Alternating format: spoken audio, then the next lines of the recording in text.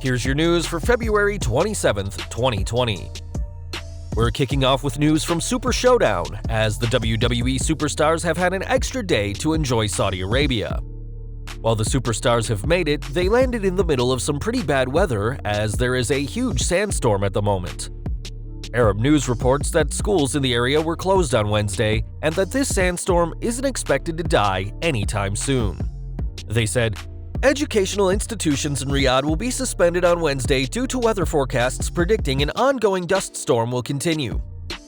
The chartered flight from Winnipeg that carried the WWE roster arrived at the King Khalid International Airport nearly an hour and a half late, and the crew were provided with face masks due to the storm.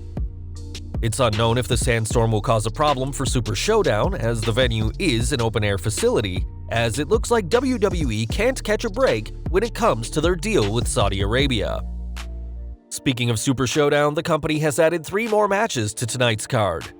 On the Super Showdown pre-show, the Viking Raiders will face Luke Gallows and Carl Anderson, and this comes after the OC defeated the Vikings to win the World Cup Tag Team Turmoil match at last year's Crown Jewel.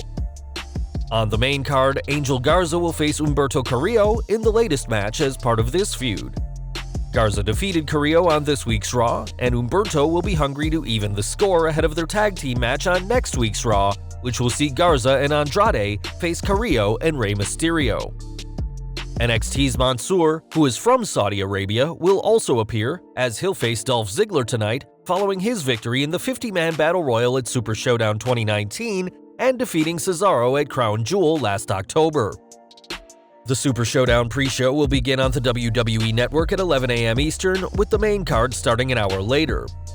The show will take place from the Mohammed Abdu Arena on the Boulevard in Riyadh, with a total of 10 matches announced. Including the 3 previously discussed, there will be a Tuwaiq Trophy Gauntlet match, as well as Seth Rollins and Murphy defending the Raw Tag Team titles against the Street Profits. The SmackDown Tag Champions The New Day will also defend their titles against The Miz and Morrison, while SmackDown Women's Champion Bayley and Naomi will make history in the first ever women's title match in Saudi Arabia. Roman Reigns will take on King Corbin in a steel cage, while Ricochet will hope to take the WWE Championship from Brock Lesnar. In what will likely be the main event, the Universal Champion The Fiend Bray Wyatt will face Goldberg, who is hoping to enter WrestleMania with the Universal title for the second time in his career. From one Hall of Famer to 2 future inductees, as the Bella Twins will be entering the Elite group this year, but they didn't know what to think when they got the call. When both Bellas appeared on WWE backstage, Brie revealed that Vince McMahon called them himself, leading her to worry that her sister's mouth had gotten them in trouble. She said, "It's funny, when Nikki and I got the call, Vince called us both.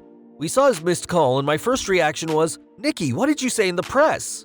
We thought we were in trouble, we called Vince back together, and when he told us, we were shocked. What? This year?" When you've worked so hard for so long and have fought for so many things and have the one man who you not only look up to so much, but also gave you incredible opportunity, Nikki responded, to have him call, and Vince said the sweetest things. We can't imagine how worrying it must be to see that Vince McMahon is calling, but being informed of your upcoming induction to the Hall of Fame is definitely one of the preferred reasons. The pregnant twins will join Batista and the NWO in this year's Hall of Fame class, and while the British Bulldog Davey Boy Smith, Jushin Thunder Liger, and JBL have also been reported as inductees into this year's class, these haven't been confirmed by WWE. We're looking at another Hall of Famer now, as Trish Stratus has done it all in wrestling, and though she is considered retired following her SummerSlam 2019 match against Charlotte Flair, that may all change very soon. During the 2018 Royal Rumble, Stratus had a face-to-face with Sasha Banks, and during a recent teaser video celebrating 20 years of Stratusfaction, the video flashed a quick image of Stratus and Banks at the end. Fans online were quick to pick up on the tease, many of whom are hopeful that we'll see the 7-time women's champion wrestle again against the Boss. Time will tell whether Trish will come out of retirement, but following her SummerSlam match, it's clear that the Canadian legend can certainly still go in the ring. We are looking at NXT now, as this week's show started with Cameron Grimes defeating Dominik Dijakovic, while Finn Balor appeared in the ring next. Saying he's not an internet guy or a stooge guy, but rather the guy, Balor mentioned his success in Japan, Mexico, and WWE, and also claimed that with WrestleMania drawing near, he wanted to see who will join Matt Riddle, Johnny Gargano, and Ilya Dragunov in getting the Finn rub. Balor's promo was cut short by the Imperium's Marcel Barthel and Fabian Eichner, who said that NXT belongs to their ring general Walter, and quickly made short work of the former Universal Champion.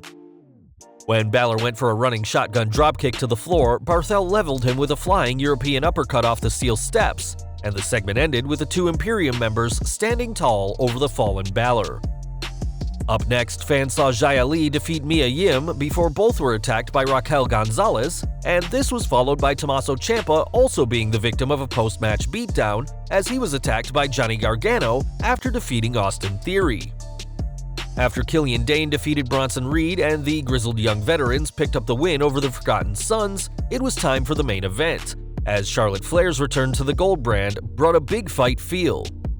Charisma like Flair's is something that is needed in NXT right now, and one fan, who yelled something at Flair early in the match, got a reply, and though we don't know what the Queen said, it seemed to have a ripple effect in the crowd, who heavily booed the 10-time Women's Champion.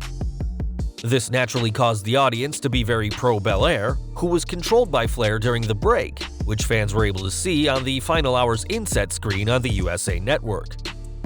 Fighting back, Belair landed an impressive handspring moonsault to get a 2 count, as the crowd was roughly split 60-40 in favor of the EST of NXT. Despite missing a moonsault of her own, Flair landed on her feet and reversed Belair's own moonsault counter by grabbing her legs and flipping her over into a Boston Crab.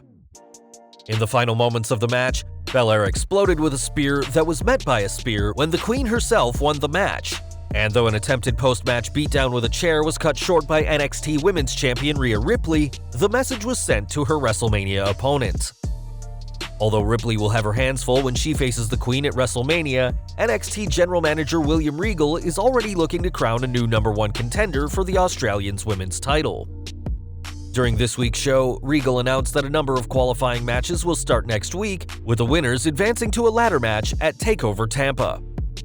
The winner of said ladder match will be the new #1 contender for the NXT Women's Championship, and this wasn't the only big announcement by Regal.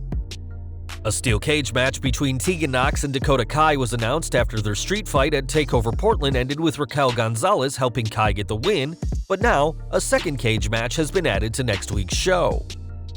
During last night's NXT, a video from Velveteen Dream said he wants the cage to be left up so he can face Roderick Strong next week, and Strong accepted, saying he will end the Dream for good. The feud between Strong and Dream resumed when the Velveteen One returned to NXT TV 3 weeks ago, after spending nearly 4 months on the shelf with a back injury. Dream has been taunting Strong's family lately, leading to a main event match on last week's NXT which saw Dream win, but given that he was laid out after the bell by all 4 members of the Undisputed Era, it's clear that this feud isn't dying down anytime soon.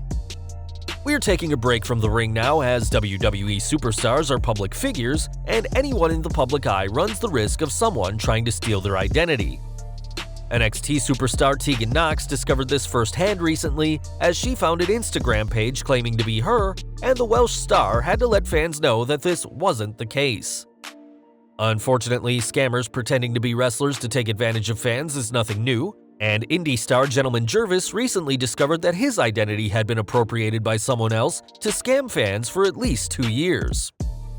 Tegan Nox letting fans know that she's the real deal probably won't stop the trend of scammers lifting pro wrestlers' identities, but at least his account will hopefully get shut down thanks to the truth coming to light. Over to SmackDown now, and Daniel Bryan hasn't been the same since he lost to Bray Wyatt in their Universal title strap match at the Royal Rumble. In recent weeks, this storyline has seen both Heath Slater and Drew Gulak appear, with the story being that Gulak wants to help Bryan with mistakes in the ring. According to sources, this story is Bryan's idea, and that the incorporation of both Gulak and Slater is down to the former WWE champion, as he's friends with them and know that they are underutilized. Bryan pitches a lot of his own ideas, a WWE source said. Sometimes Vince McMahon and Bruce Pritchard will turn down an idea, but a lot of the things he has pitched have been used on TV. The same source from WWE also said that Bryan will probably have a job offer behind the scenes when he's ready to retire on his own terms, as he's considered one of the smartest stars in the company right now, and everyone respects his wrestling knowledge. With WrestleMania 36 around the corner, Bryan currently doesn't have anything planned for the show of shows, though there have been talks of him facing Sheamus in Tampa to play off the Irishman's 18-second win at WrestleMania 28 in 2012. Fans will remember that this win caused a huge backlash on social media, leading to the Yes Movement and a bigger push for Bryan that culminated in him becoming one of the most popular WWE superstars in recent history. We are looking at AEW Dynamite now, and this week's show kicked off with an exciting Iron Man match between Kenny Omega and Pac. After half of the allotted 30 minutes went by without a win, it was Omega who got the first point, though only because he was leveled in the head with a steel chair, causing Pac to get himself intentionally disqualified. The strategy paid off as Pac quickly got a win to even the score, and while both men tried to get that deciding point over the remaining 13 minutes, the match ended at 1 win each. Going into overtime, it was ultimately Omega who got the elusive second point thanks to a one-winged angel, proving that he is still a big name in AEW. Post-match, a segment featuring Pac and Orange Cassidy unfolded, and after knocking Cassidy down with a strike, Tony Schiavone announced that the pair will face off at AEW Revolution. The pair have a history dating back to November last year when Pac kicked Cassidy in the face after somehow surviving the brutal kicks of Cassidy. Up next, the Jurassic Express got a huge win over the Inner Circle's Santana, Ortiz, and Sammy Guevara, while the Best Friends defeated the Butcher and the Blade via pinfall. In women's division action, Hikaru Shida defeated Big Swole, Yuka Sakazaki, and Shanna, while Jim Ross had a sit-down interview with AEW Tag Champions Kenny Omega and Adam Page, as well as the Young Bucks, who they will meet at AEW Revolution. During Dynamite, it was also announced that Lance Archer has signed a multi-year deal with AEW and will make his promotional debut on next week's show. Just days shy of his 43rd birthday, Archer has spent the past 3 years in New Japan, working in both tag and singles competition, and recently held the IWGP US title before losing the gold to Jon Moxley during Night 1 of January's Wrestle Kingdom. Speaking of Moxley, the former WWE champion appeared next in the main event, as he was a part of a weigh-in with AEW champion Chris Jericho ahead of their title match at Revolution. After Moxley weighed in at a respectable 234 pounds, Le Champion took his sweet time taunting the crowd, causing Moxley to headbutt him and bust Jericho open. This quickly caused the Inner Circle to strike, and while Dustin Rhodes and Darby Allin tried to make the save, Dynamite ended with Jericho standing tall over his Revolution foe, thanks to a paradigm shift of his own. Now, the final card for Revolution will see Jericho face Moxley, Omega and Page defend their titles against the Young Bucks, and Nyla Rose defends her AEW Women's title against Chris Statlander. Also on the pay-per-view, Pac will face Orange Cassidy, Sammy Guevara takes on Darby Allin, Dustin Rhodes will face Jake Hager, and Cody will look to get revenge on MJF, giving fans of AEW plenty of reasons to tune in. And finally, today we're ending with some news from Aleister Black, as the former NXT champion looks to be getting a push. It certainly helps Black that Paul Heyman is a fan of his and vice versa, and Black has come a long way from his WWE debut under his former name, Tommy End.